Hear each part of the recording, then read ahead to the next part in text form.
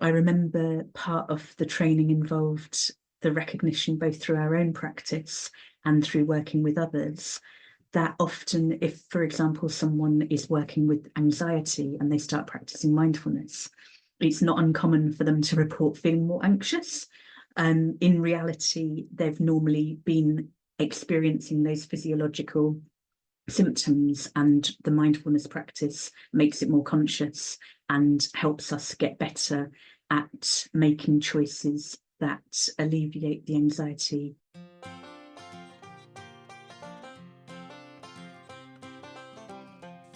Hi, I'm Eve Menezes Cunningham, and welcome to the Feel Better Everyday podcast. I am so excited to be sharing new, trauma-informed and ADHD-friendly ideas for you to help you take better care of yourself, that highest, wisest, truest, wildest, most joyful, brilliant and miraculous part of yourself, as well as the basic self-care, which we all know can be so challenging at times. I really appreciate you tuning in. If you want a deeper dive, you'll be getting bonus content each week if you sign up to the Soul to Soul Circle. You can do that for free or from as little as €8 a month.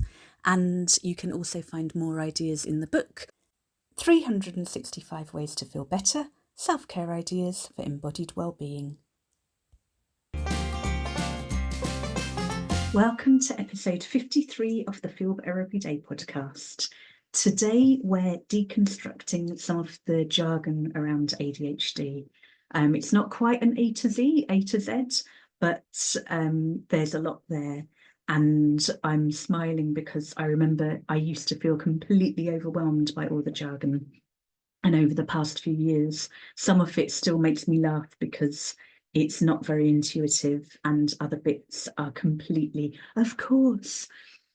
When I learnt to practice and teach mindfulness well over a decade ago, I remember part of the training involved the recognition, both through our own practice and through working with others, that often, if, for example, someone is working with anxiety and they start practicing mindfulness, it's not uncommon for them to report feeling more anxious. In reality, they've normally been experiencing those physiological symptoms, and the mindfulness practice makes it more conscious and helps us get better at making choices that alleviate the anxiety and that help us regulate and help us make changes to our lives. And similarly with the ADHD jargon, I'm never a fan of jargon, but I have felt like it's been learning a new language the past few years. And some of it is so helpful when I realise it's not just me. I do occasional newsletters called Is It Me or ADHD? Because I think, like so many people with the diagnosis, whether it's self-diagnosis or official, it can be like, well, tick, tick, tick, tick, tick. I feel really like, yep, this is all, but I thought there were personality traits. So understanding that they're traits and symptoms, and then also recognizing that ADHD presents differently in different people, obviously. So getting a sense of which ones feel most resonant for you and finding ways to support yourself through it. I just sneezed. I hope I don't need to edit that out. I tried to pause it in time. So we're going to start with ADHD burnout, and it's different to regular burnout, but it can be a real problem. And I know that I'm constantly amending my schedule in order to minimize it, because even now, more than 20 years into being my own boss, being in the really fortunate position to be able to control my own schedule, I will still do too much. I'll hyperfocus. That's coming later. And then I'll be fit for nothing for days. It's really useful, as with everything, to notice for yourself when you feel it, what helps you when you're in it, what helps you recover more quickly, what helps you prevent it. The more awareness you have, the easier it will get for you to actually prevent this endless cycle by building in more rest, taking more off your plate.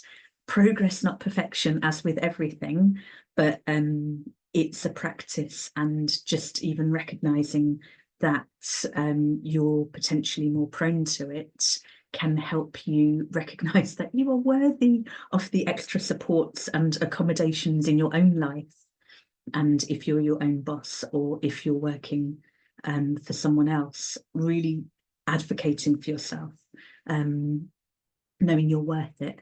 The second term is Convo Coaster, which is not a clinical term, but it's for when we go off on a bit of a conversational roller coaster, and people who know and love us might be patient and wait, knowing that we will come back eventually.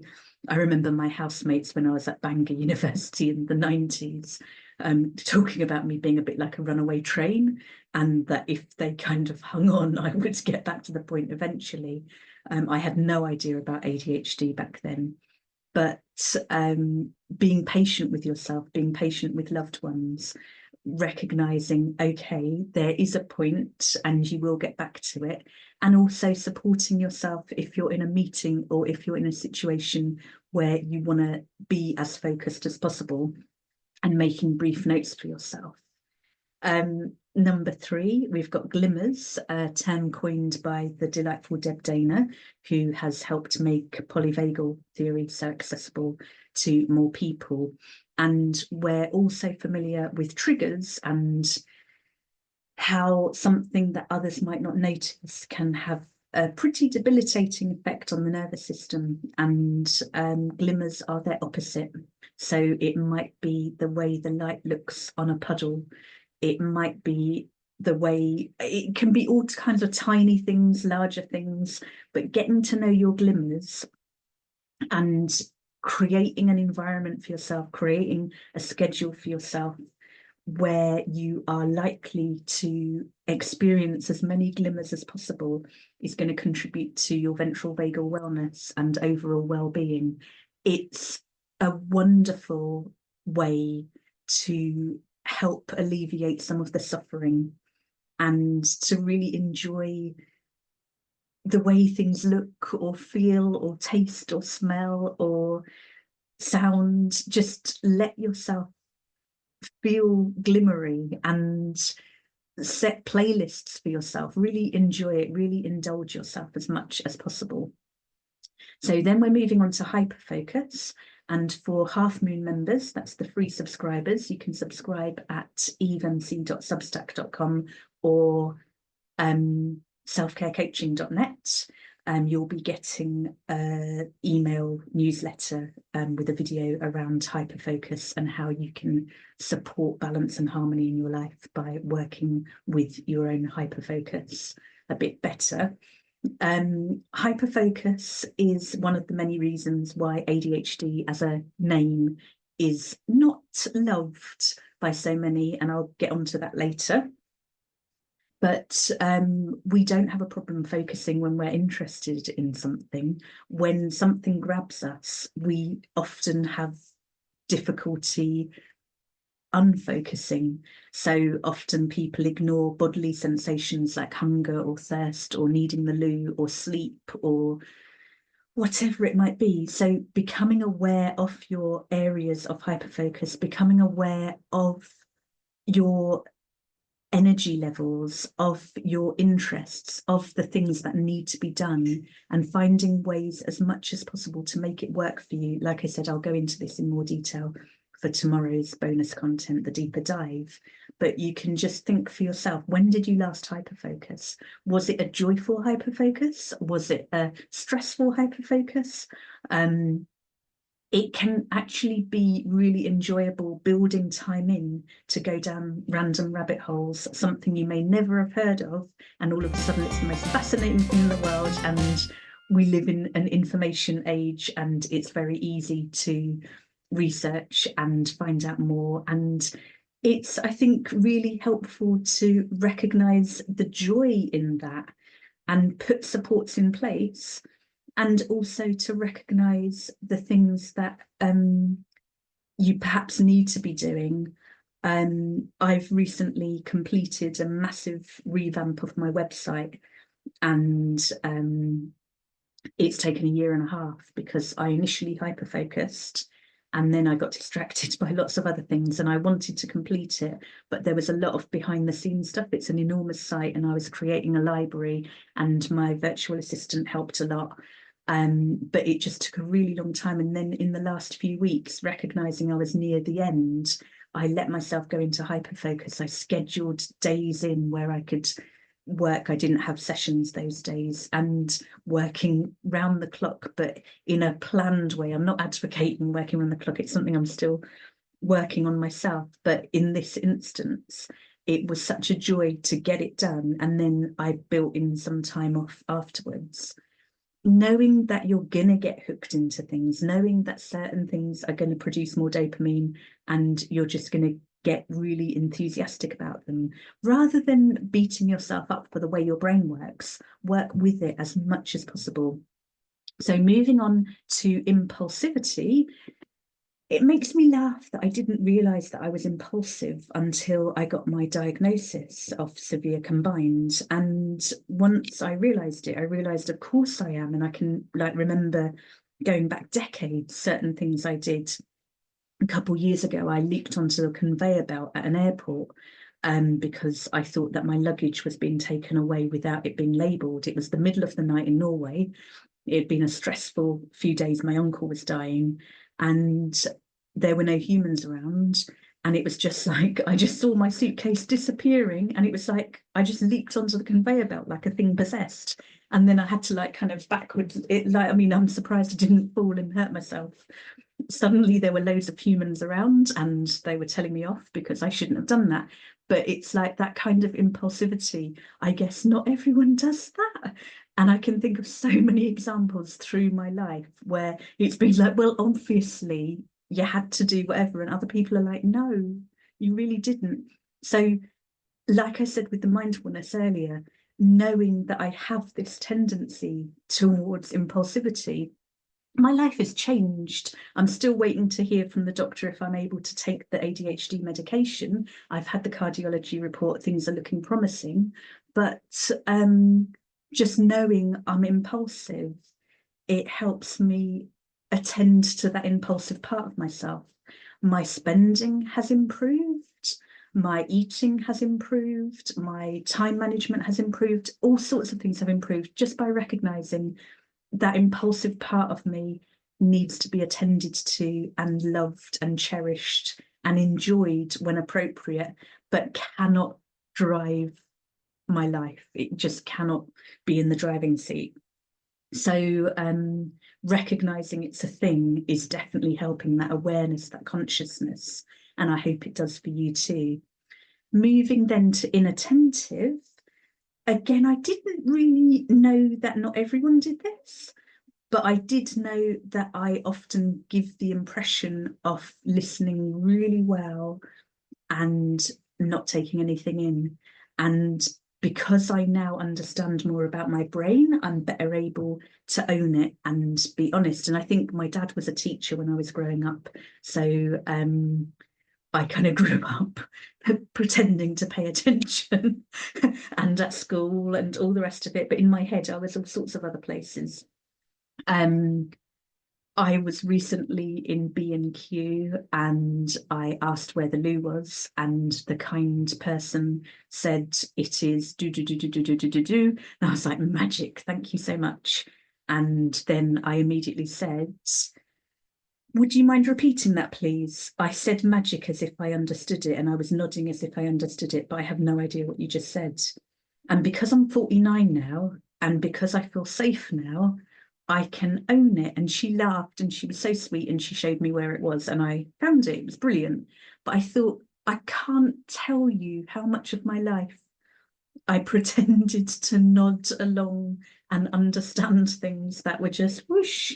And I think also being Indian Irish, I recently had an experience, not recently actually, it was over 10 years ago, but where I was in Italy at a psychosynthesis conference. And some people think I look Italian or Spanish. And I realised that when I was doing my normal nodding along, like they were talking Italian at this conference in Florence. And people were then talking to me and they thought I could understand. And it's like, oh my God, they really can't. So I'm not sharing how to do things. I'm just sharing how more awareness is helping me, in hopes that it will help you, and giving yourself anchors that help you when you're inattentive, so you don't go down a rumination pathway, but you instead have nice, happy places you can visit in your mind, and ways in which you can use that time to do something that works for you. I feel like I'm being naughty suggesting that. So moving on to justice sensitivity. And again, I didn't understand how other people seemed to function when certain things were going on in the world. I remember, like, I burst into tears reading the newspaper before I learned how to practice metta and send loving kindness to all involved. I remember all sorts of situations, which I'm actually not going to name now because I don't want to upset anyone. There's so much going on in the world now. There has been for such a long time. But I didn't understand how other people functioned when I just felt just broken by something going on so far away.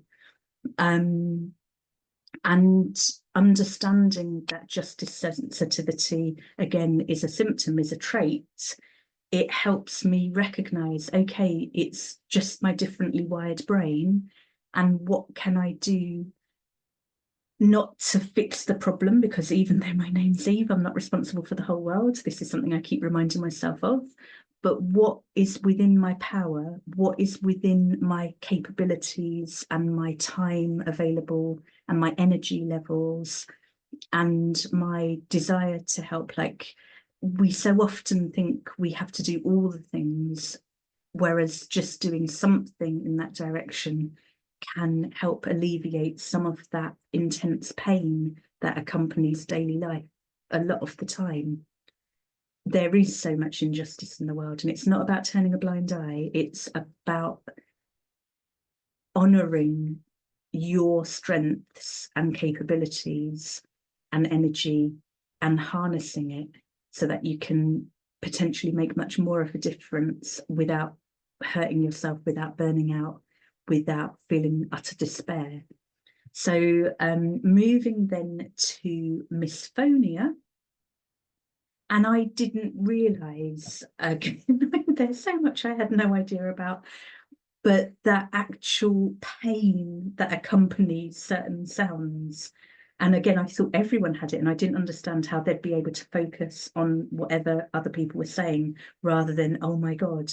But also thinking about adults in my life when I was a child, and certain things they'd pick up on, and certain things that they would criticize me for, well-meaning potentially, but painful to experience, and recognizing they probably had misphonia and it was painful to hear whatever. Or I don't know, it's with all of this, I think there's a grieving not just for ourselves with late diagnosis ADHD, but also if we then recognize symptoms in the adults in our lives and think not only how different our childhoods might have been and younger adulthoods if we had known about ourselves, but how different, how much less intergenerational trauma there might be had they known and had they had the support that they needed and deserved, and that could have made them better in their roles as adults in our lives. So we then move to neuroaffirming, which I hope you're familiar with. You want to, if you're working with anyone one-to-one, make sure they're neuroaffirmative rather than pathologizing you, recognizing a strengths-based approach and really working with your delightfully differently wired brain, and doing the same for yourself, not dismissing yourself, not beating yourself up about things you can't change, but working with the gifts and the strengths that come with it as well. PDA makes me laugh, the pathological demand avoidance. I used to hear the whole time as a child, as a teenager, that I can't remember exactly what I heard because I was kind of inattentive, tuning it out, but I remember a lot of being told off about not doing what adults wanted me to do. And as an adult now, as a 49-year-old, I still have to be careful with myself. If I want myself to do something that I know is good for me, I have to really be gentle, and I have to kind of approach it like an adult might, in terms of giving a small child vegetables and kind of sneak them in, because the pathological demand avoidance is high. And it just makes me laugh now, and I can own it, and I no longer let it sabotage me. It's like, okay, I need to attend to that part of me that really doesn't want to be told what to do, even by myself. So working with yourself again and reminding yourself you're not forcing yourself to do anything, but something might help. See how it goes, play with it, have fun. Then we move on to the painful rejection sensitivity dysphoria, which is incredibly painful. And I also want to flag that everyone experiences rejection as painful, but with the rejection sensitivity dysphoria, it can feel especially like how to recover. But it's not an excuse to make your feelings more important than anyone else's. Obviously, they need to be to you, but it's not fair to expect other people to put their needs and wants below, because it's about recognizing and having empathy for yourself, and also for others, for ourselves and for others. We might feel things more acutely, but again, when I say that, I don't know how someone else actually experiences it.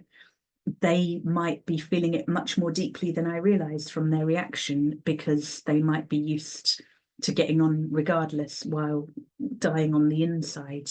But rejection sensitivity dysphoria is incredibly painful. One of the things that helped me was becoming a writer, where I basically had to deal with so much rejection, and it didn't desensitize me to it, but it did teach me very early on that the best thing to do was to take action. So I'm in a position right now where I'm waiting to hear back from a few different situations, and teenage me would have like languished and stressed and ruminated and all the rest of it. But when I became a professional writer, I just learned to get on with it. So it doesn't mean that I don't feel it. I still go through far too much of my life thinking that people don't like me or hate me, or I've done something wrong, or, I mean, it's much, much better than it was. But it is a painful way to be. And it's very recently that I realized that not everyone goes through life like that. So be gentle with yourself, and use the pain you feel to be gentle with others as well, and to be sensitive about the way you reject others. Moving on to revenge bedtime procrastination. I know we covered this in the sleep issue, and also in the second episode with Rebecca Seal and I think Chris Oxborough and Louise Lucas. Notice when you're staying up late and you don't want to be. Notice again that potential PDA, that don't tell me when to go to bed. Ask yourself what benefits you're getting. Often it is that kind of quiet time, that peaceful time. See if you can make changes in your schedule so you can get those needs met, but in a way that doesn't leave you feeling exhausted so much of the time. Log your sleep. Don't be harsh with yourself, but notice, like, in an ideal world, if you were in complete control of your schedule, what time would you be going to bed at? What time would you be waking up at? What time would you be starting workout or getting on with whatever you're getting on with in the day, or potentially night? Think about your ideal schedule like that, and know that while beneficial sleep occurs, like extremely beneficial sleep occurs before midnight, that's just not possible for some people.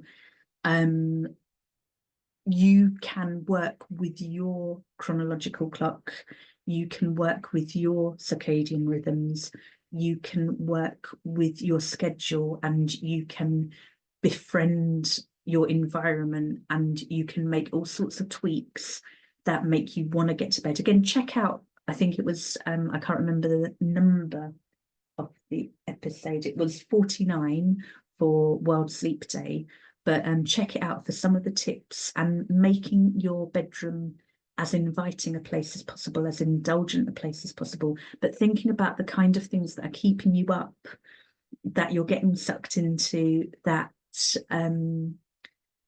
work with yourself, rather than, oh, I should be asleep, I should be going to bed, I should be more organized. Find ways of gently accommodating yourself throughout the day. So one thing that's really helped me, it's been something I've been working with for a long time, is building in a longer lunch break so I can do some household chores or garden stuff in the day. So it's not like I'm working late and then having to do all the things, and then getting to bed really late, or feeling behind the whole time, or getting hyper focused and not getting to bed at all, or having time blindness, not realizing how much time has passed. It's again mindfulness and getting to know yourself, and getting to know yourself with compassion and curiosity and love, and that will increase, and you can overcome everything, and recognizing that you're not wrong for whatever your preferences are, and you can make tweaks or bigger changes that will support you in your day-to-day life if you choose to. So moving on to stimming, I was telling someone today, I have a chair opposite me where I sit at my desk. It's really a dining room table under a tablecloth. And I'm able to, without looking too conspicuous, I just made it look more conspicuous there for effect, but just kind of gentle forward folds, feeling the stretch in the back of the legs and helping me feel more present, more grounded in sessions. And when I'm working, like writing or whatever it is, or getting up, moving, all sorts of movements, thinking about that really when you have to be still, and giving myself permission to move in whatever way feels friendly, getting up, maybe doing an extra bit of yoga as well as the morning yoga, maybe going for a walk. Earlier I popped out, I only had 10 minutes between sessions, and I just did 5 minutes of moving branches around the field to add to the dead hedge, and it was just like perfect. So thinking about the kind of movement, the kind of activity that helps soothe you, that helps with the right kind of stimulation. So if you don't have much space, you could simply tense and release the thighs. Inhale as you tense, exhale as you release. You're coming into the body in a safe, mindful, grounding way. But recognizing with trauma as well as with ADHD, wanting to move, feeling that, giving yourself permission. Not, it's really funny as I'm talking about this, I'm extra conscious of how much I do move around, but it's also something I'm really aware of how deep conditioning goes. I will regularly be saying to clients, like, especially if like they're recovering from surgery or an illness or an injury or something like that, they've expressed that they're not comfortable. And it's like, what can you do right now to make yourself more comfortable? And because so many of us have grown up not being allowed to do that, even when you're being explicitly asked, how can you take better care of yourself right now? It's like, nope, I'm fine. I'm going to sit still. I'm going to torture myself. You don't have to.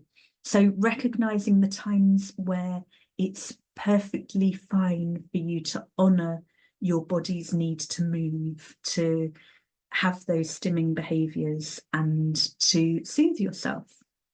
So moving on to spiky profile, I absolutely adored this when I heard about it, because it made sense again of so much of my life. Like when you're really good at certain things and terrible at others. And I'm thinking, like, I remember trying archery however many years ago, and I think I missed the board the first time, and I got a bullseye the second time, and then I got the board but missed the target the third time. And it's kind of like, I'm either really good at something or terrible. And being a new driver, like I got my license, I think September last year, quite late in life, I was 48. And even now, when it comes to parking, I'm either brilliant at it first time, going great, or if I don't get it right, it's just not going to happen. I could try 30 times going back and forth, and it's just, I'm in my head. There's the potential rejection, sensitivity, dysphoria, talking to myself about what the other cars or pedestrians might be thinking, although that's improved, working with it the whole time. And just thinking for yourself, what are you good at naturally, and what are you, I want to say, terrible at? What are you really, really bad at? What do you wish you never had to do ever again?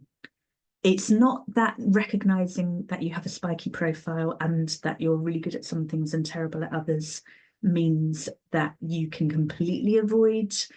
Gay Hendricks talks about the zone of genius in his gorgeous book, The Big Leap. Ideal world, we'd all be able to focus on our strengths, and especially with ADHD, a strengths-based approach is enormously beneficial. It builds confidence, it helps us get stuff done, but often we deny that we're good at things because we think if we're able to do it, then it's easy for everyone. Own your strengths, own your spiky profile. And that leads us on to success amnesia, which I'll be going into in more detail with the full moon and supermoon members in their deeper dive, helping them shine more brightly while attending to their nervous system and feeling safe enough to shine. So success amnesia is something I only recently heard about listening to the gorgeous Alex Partridge book on ADHD. I think it's called Now It All Makes Sense. And if you haven't heard it or read it, it is gorgeous, absolutely gorgeous. He's talking about success amnesia. It made me laugh because I thought I was the only one. So many symptoms where, yep, so many people have them. And that's where like kind of groups and talking to others who understand can really help you gently laugh with yourself rather than at yourself, but get to know yourself better. So success amnesia is where we forget the things we've done well. So we're so fixated on the next thing, or the overwhelm, or the, oh my God, there's so much to do, or the just forgetting. It's recognizing that the working memory issues that so often accompany ADHD mean we literally forget. So we're fixated on something that we haven't done. We have the working memory issues, and it contributes to lower self-esteem, lower confidence, and sometimes self-loathing, just focusing entirely on the things that you're not doing. So one thing you can do that can be really beneficial is to take just a moment or two at the end of each day or end of each working day or at any particular time, set an alarm, make it easy for yourself, and think of something that you've done. Or when you are checking off your to-do list. I actually saw a lovely thing by Leonie Dawson today on her Insta, where she uses little post-it notes, and after she's done the things, she takes them off one board and puts them in a diary so she can then see what she's done. So you could do a done list. I know we talked about that a few weeks ago, but hers was lovely and color-coded. You can listen to my interview with her on the podcast from season 1. But however you do it, make time to reflect and to respect your efforts, to recognize your efforts. It's a really, really effective way to build confidence and self-esteem and to counter some of the harshness that comes with ADHD. Again, I'll be going into this in more detail for the full moon and supermoon members of the Soul to Soul Circle, so you can upgrade if you choose at selfcarecoaching.net or evenc.substack.com. Moving on to strengths-based approaches, which we talked about briefly earlier, And it really is about focusing. We have a tendency to ruminate. So focusing on what you're doing well and doing as much of that as possible, rather than trying to get better at something that is never going to come easy. I'm not saying, like, for me, I do struggle with numbers a lot. And I've recently changed accountants again. It's been really stressful because I really do struggle with numbers. And it's also been like, oh my God, I feel like a grown up, age 49. I have an understanding of my business that I've not had in the 20 and a half years I've been in business, working for myself, even though I've like kind of dealt with accountants the whole time, done my own bookkeeping. I'm not saying like never do anything you're not good at. Like, we get better at everything with practice, but doing more of what you are naturally good at, what you naturally enjoy, that gives you the fuel to then manage the stressful things, the things that are not strengths based. And of course, delegate as much as possible as well. Moving on to task initiation, something so many of us struggle with, the getting started. So like, I set alarms, set timers. I have my desk diary, I have my phone diary. I'm pretty good with work things. I'm less good at starting breaks. So I've started using a different coloured highlighter to build them into my schedule, as well as alarms, and just recognizing the more you can have things set up for yourself to move into that as easily as possible, the less torturous it will feel. Moving then to time blindness, which I touched on earlier, and it's that getting lost in time. It might be that you wake up in the night and have no idea, without looking at your watch or a clock, what time it is. It might be that you think that hours have passed and it's been just 10 minutes, or the other way around. I remember when I was doing my therapy training, and the idea was that the therapist had an eye on the clock, but the client couldn't see it. And I used to find that really stressful in my own therapy sessions, because I simply had no idea, and I was constantly hypervigilant and constantly trying to manage and control the hour, even though I was supposed to be relapsing into the hour. So I always make sure that if it's an in-person session, that the client or supervisee can also see the timer or clock as well as me. And I think it's a lovely thing about online sessions that everyone can see, because it's more relaxing for me with the time blindness to know what time it is, to have these beautiful, beautiful, beautiful little timer devices where they just show as they go down, and then they kind of easy to switch off. Do what works for you. It can also be lovely sometimes to have an unscheduled stretch of time, and maybe set an alarm around that, even if it's a long stretch, just to give yourself permission to relax into it, knowing you won't forget an appointment or something you need to do. But it can be helpful to not be over scheduling yourself, or not be like putting yourself under unnecessary pressure, and just let yourself start all the things, or move with what feels good. Moving then to transitions, and I didn't really recognize this until I learnt to drive. And I had a time a few weeks ago where it took me half an hour to get out of the car when I got back after a long day of driving. And I'd driven to Galway, it had taken hours instead of like under 2 hours. So it took nearly 4 hours, and then we drove to Dublin, and then we had a meeting, and then we came back to Galway, and then I drove back, and it was my first motorway driving on my own, and it was a lot. And I just kind of sat in the car for half an hour just messaging loved ones, and like, I really wanted to see the cats, but I did not want to move. And on trains, I would generally get up early, like before my stop, so that I was ready to get off at my stop, because I wouldn't trust myself to get up and move in time, especially on the tube. I'd get up at least one stop in advance if I got a seat, and that would stop me getting lost in my book or whatever I was reading and potentially miss my stop. But just again recognizing, okay, transitions can be more challenging, and making it as easy as possible. So it's like now with the car, it's like I pull in, I either decide to give myself permission to relax in the car after a long drive, or it's like, okay, come on, Evie Cat, because I call myself Evie Cat when I want to be friendly to myself, feed the donkeys, or go see the cats, or whatever it is that makes getting out the car and onto the next thing more appealing. It's not that, I think, the getting back and immediately do on with what has to be done.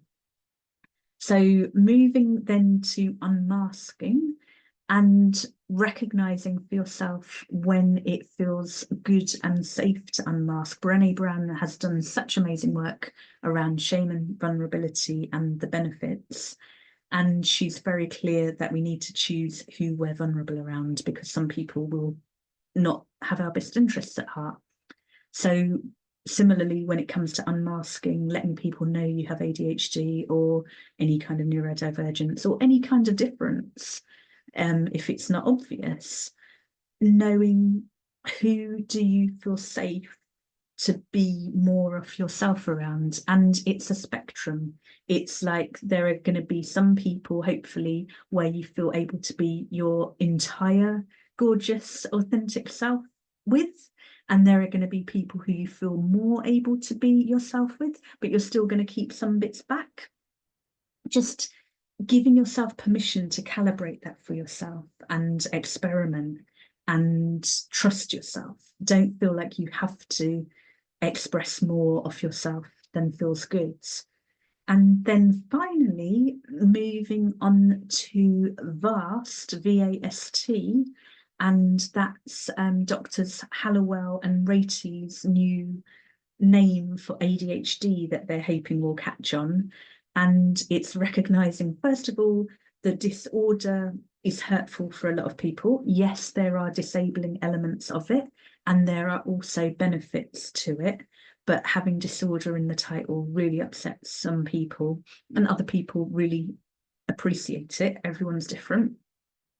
ADD, which it used to be, it doesn't really help most people. Attention deficit disorder and attention deficit hyperactivity disorder, again, you mostly think of little boys like kind of jumping on the desk at school.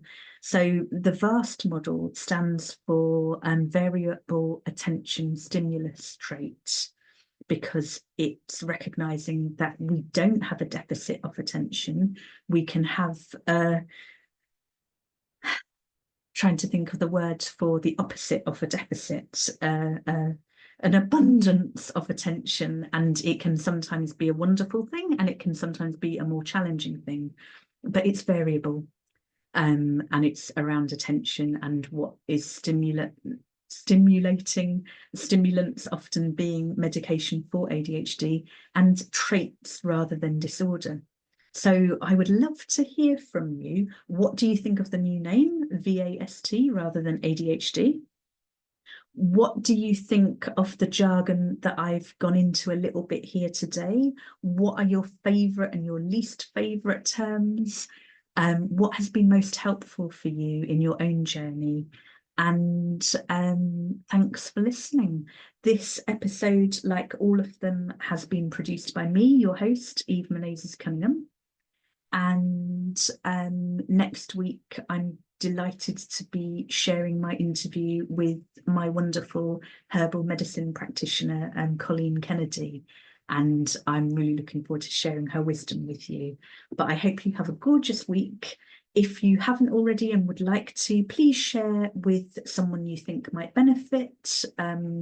Rate, review, subscribe, like all the things, and enjoy your delightfully differently wired brain. And when it feels like a struggle, honor that.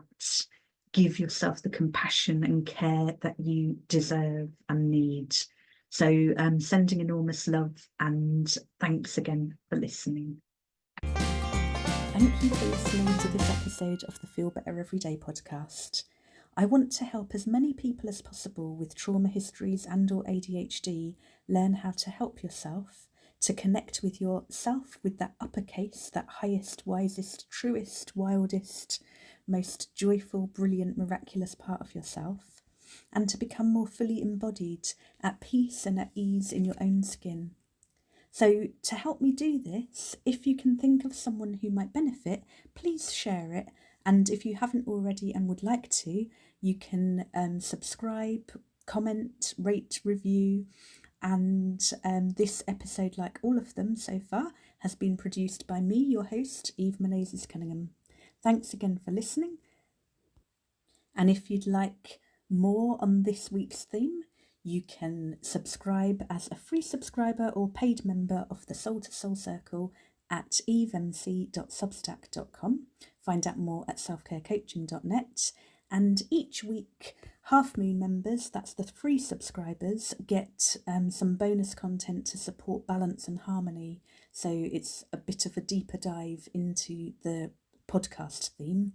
And then the following day, full moon and supermoon members get additional deep dives into helping themselves shine by really supporting, really soothing, really working well with your nervous system so that you feel safe enough to expand your comfort zone and do the things that you already know to do perhaps, but just supporting you in taking those steps.